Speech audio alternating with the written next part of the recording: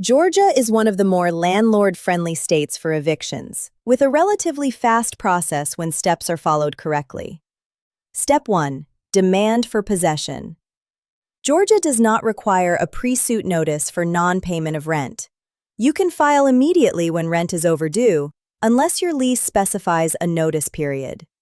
However, a written demand for possession is strongly recommended as documentation. Step 2. File a dispossessory affidavit in the Magistrate Court for the county where the property is located.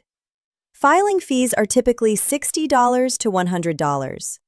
The filing must identify the tenant, the property address, and the grounds for eviction. Step 3. The court issues a summons, and the tenant has 7 days to file a written answer. If they don't answer, you can request a default writ of possession immediately. If they file an answer, a hearing is set, typically within 7 to 10 days. Step 4. If you win at the hearing, the court issues a writ of possession, typically returnable within 7 days.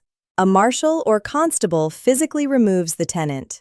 Important: if a tenant files an answer and pays all past due rent plus court costs before the hearing, in Georgia they can stop the eviction, but only once per 12-month period.